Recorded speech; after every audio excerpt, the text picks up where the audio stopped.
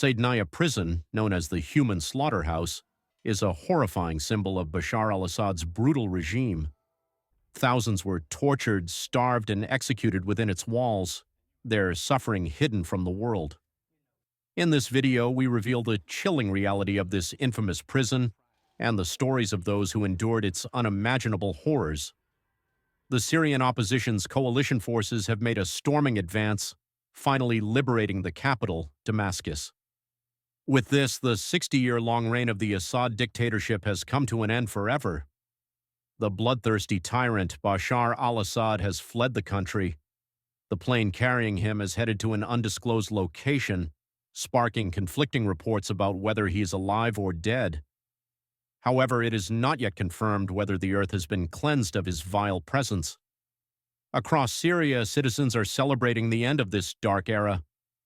The opposition forces opened the doors of prisons and detention centers in the cities and towns they liberated from Assad's forces, releasing innocent prisoners. Citizens freed from these detention centers have recounted horrific tales to the media, narrating inhumane atrocities suffered during their imprisonment. While it is impossible to convey all these stories or detail every prison and torture chamber here, we provide a glimpse to allow you to infer the scale of brutality. The dark era of dictatorship. For decades, the Assad regime suppressed dissent by arresting people and imprisoning them for years, a practice dating back to the 1970s. A vast network of prisons was established in every city, from Damascus to small towns. However, the most infamous among them was the Saydnaya prison on the outskirts of Damascus, which international human rights organizations refer to by various names. It is called the human slaughterhouse, the black hole, and the red prison, and is considered the most dangerous detention center in the world.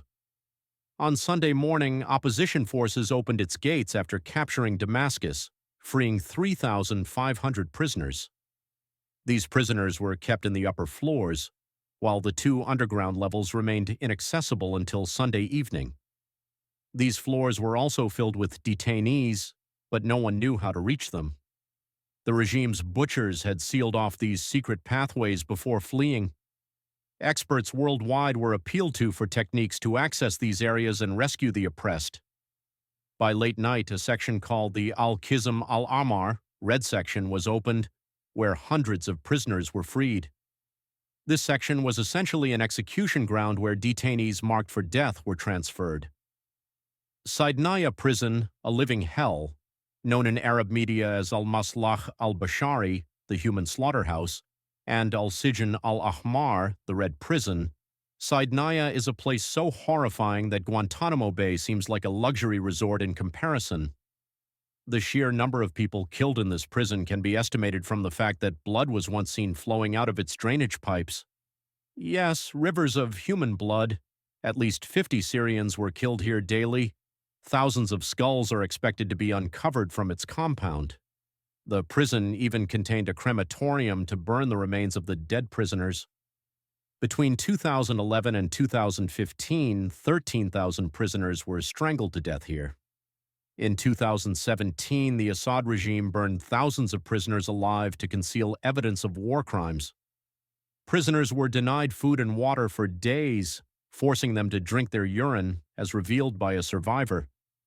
Torture was rampant, with prisoners beaten relentlessly with pipes, metal rods, or batons. An infamous torture device called Bisat al-Ri, flying carpet, was used to inflict agony by placing prisoners on a folding board, which was then bent inwards. There was no concept of medical treatment or medication. For women, Saydnaya was a double hell, as rape and sexual violence, even in front of male relatives, were commonplace. There were also reports of sexual assaults on male prisoners. A survivor recounted how prisoners were given the option to either kill themselves or execute a close relative or acquaintance. Salt rooms. Salt-filled rooms with layers of salt 20 to 30 centimeters thick were used to mentally torment prisoners. Bodies of those who died from torture or starvation were placed in these rooms for 48 hours before being transferred to military hospitals for death certificates.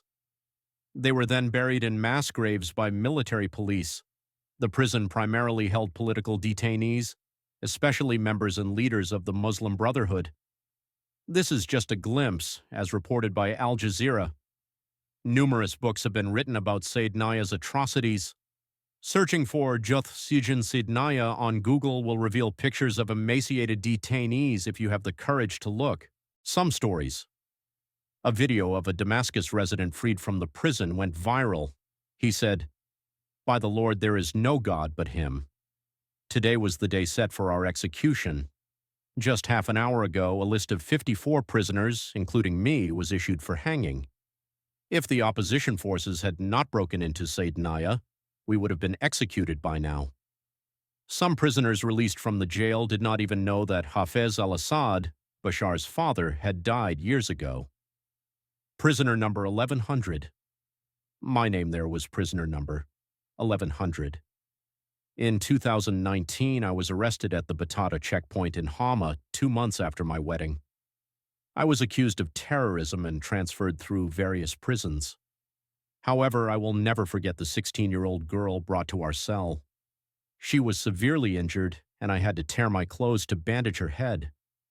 2 days later, she succumbed to her injuries. Such sights haunt me to this day. Survivor accounts. Countless prisoners recounted tales of torture, starvation, and unimaginable brutality. Some, like Safi Yassin, spent over a decade in detention. Others, like Muhammad Maher, found their family members unrecognizable due to physical and mental abuse.